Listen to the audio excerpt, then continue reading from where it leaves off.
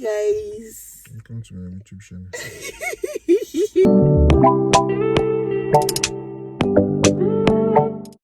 The last time my husband appeared on this channel was 2021 when we came into the UK newly.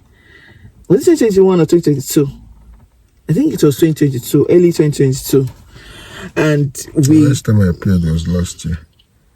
Okay, no, I'm talking about the first time you appeared. Yes, 2021. Mm-hmm. And we talked about jobs in the UK, how he was not able to do some of the jobs and the like. And I said, okay, things have changed, things have turned around now. It will be a good time for us to reflect about what has happened over the year and what we can advise for people that are already in. And there's some information that we wish we had known earlier that would have helped us, but because there was nobody to tell us, so we didn't even know about some things. Some of the things you can do to make some little money in the UK and help yourself, especially if you're a man and you are looking forward to get something better instead of doing warehouse and the like. Okay, my husband said it's for both gender. For somebody like me, I would have said this would have been very timely as at the time we came into the country. Mm-hmm. And the general belief when you come to the UK is everybody tells you you either do care, you do warehouse, you do factory jobs. That's just general assumption. Everybody believes based on the information we all have. But there are some other hustling jobs you can actually do in the UK that just the same way like warehouse and factory. Care has been a little bit dicey these days, like interview screening and the likes, DBA, making it longer. But everybody who comes in and you want to start something fast, either a male or a female, you can easily jump into a factory or warehouse job.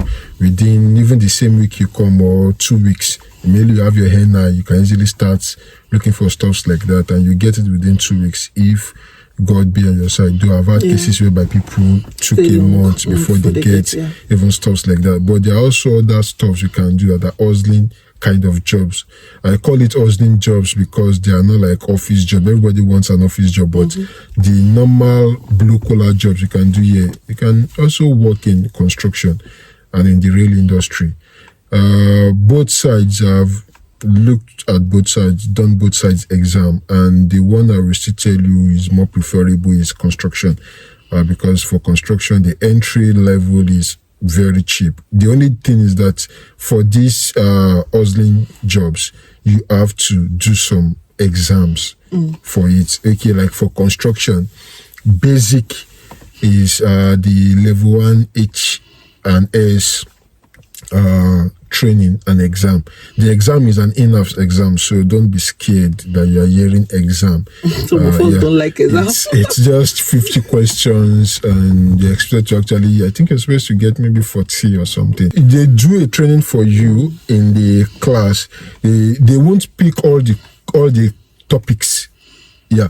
Because before I did the exam, before I did the in-house one, I've done the main exam, that is CITB already. So for the CITB has like I think 9 or 10 sections. I'm not so sure again. So, but for the class, which I was supposed to do first with the in-house, that one has they pick like the place I did mine in hall. They touched like almost 6 or 7 topics. Yeah, on that day, because it's a day. They will class. Train you on it. Yeah, they discuss about each of the topics. So the major thing they highlight in each topic they are discussing are the main hazards and how to prevent them. Things that may end your life on site. And how you can avoid stuff like that. So those are the main ones they will actually pick on. But like how much did you pay? And with the cost and the certificate, it only cost £120. And we started the course 9 a.m. and we finished it I think maybe around 3:30 or 4 p.m. Then we wrote an exam immediately after. So and they graded you. Immediately you pass the exam, they send you a certificate for it. But most of the questions you see in the exam are the stuff you just did in the course. So it's still fresh in your brain. But if I would advise, before you go, you can download the CITB operative app. So you on Play Store or Google.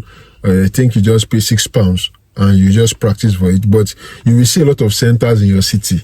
Like the place I did it in all, they run their own course every Friday. So that's how easy you don't need to be a graduate. No. It's just anybody. Like, it's just that exam you are doing is just floor member. Oh, okay. So when you are done with that exam and get certificate, then you apply for the CSCS green card. I'm assuming you don't have any experience in construction. You're not a civil engineer. You didn't do anything electrical. You don't do anything related to construction. Like you don't have a degree course. I studied biochemistry background, so I don't know anything in construction. So I'm only coming there to start from beginning stage. Yeah. So the only thing you will get on your destiny is just the laborer card. That's just the only thing you can do with laborer or just general operative or ground worker. That's what you can do with that green card. So it is when after you are done with that, then you can now write the CITB test. But you can decide not to do that course. Write CITB first. Then you progress into higher courses. And those higher courses will give you better money. Like how much will you be looking at if you start those if you start with the first step? The first one. Just after your £120, when you get your certificate, you apply for the card. The card is, I think the card, they charge me £36 for the card.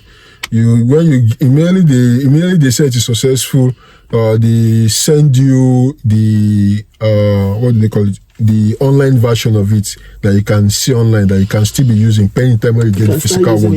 Yeah, the virtual card. Then you can start. There are a lot of construction jobs. Just go even on Facebook and put in CSCS construction works in the UK or around. You will see a lot of companies advertising. So you will see a lot of labor positions, £13, £14, £15, 14.5. So most sites actually need. So what you can do with that this thing is you can do general labor work. You know that you be carrying pong. Their own too is almost like labor work involves different stuff. If you are trained, you won't be doing labor. Like if you are a bricklayer, those ones are highly paid. Oh, yeah. Okay. But for general works, I've seen adverts of there was one I saw that in Sunderland, but you must have your CSCS card, and that one is just they need people who will help them to be removing wallpaper. Are you serious? Yeah, and the pay was just 14. I think the pay was £14.50. Are you serious? Just to remove wallpaper. And it's a 2 months term job.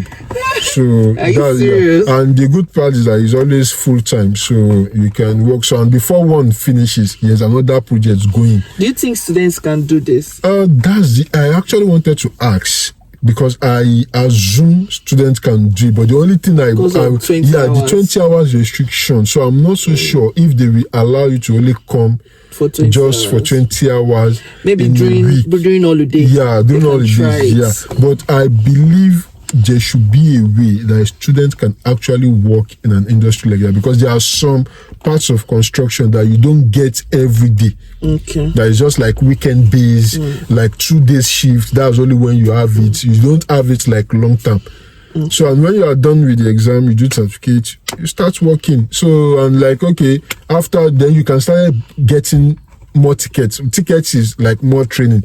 So like simple courses like first aid, courses like asbestos awareness, courses like banksman, HSC, health and safety. So there are a lot of small courses. You can confined spaces.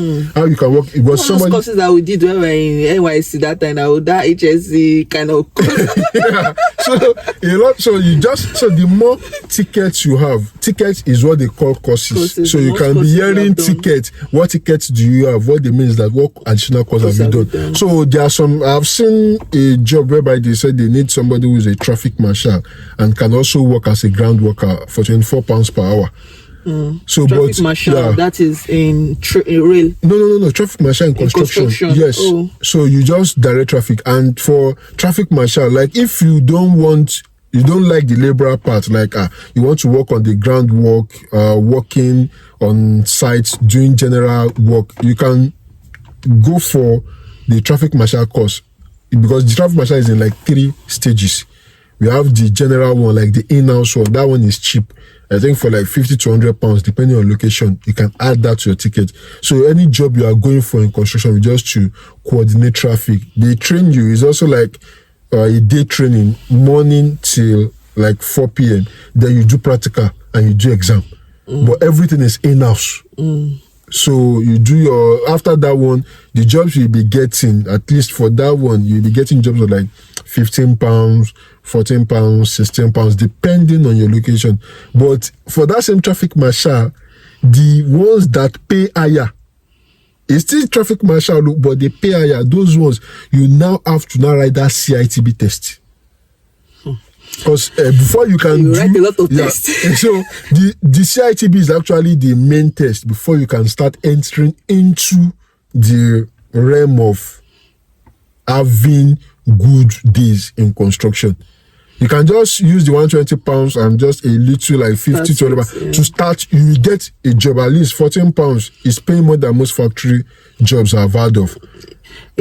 So in the local area. So, and by the time you add like a banksman, or banksman is the same thing as traffic marshal, by the time you add it to it, you can get jobs of 15, 16 pounds depending on your area. So on that one, I don't really see any big job in it.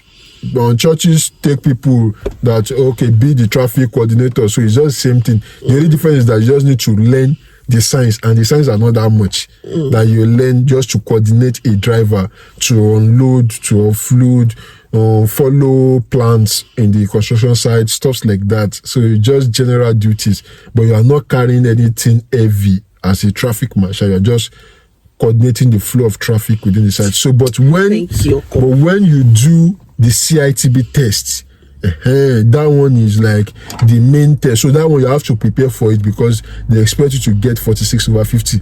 But trust me, people, it's just the same thing as driving test. Theory. There is nothing in it. The exam I've done like 4 exams in the UK now. Everything they have syllabus.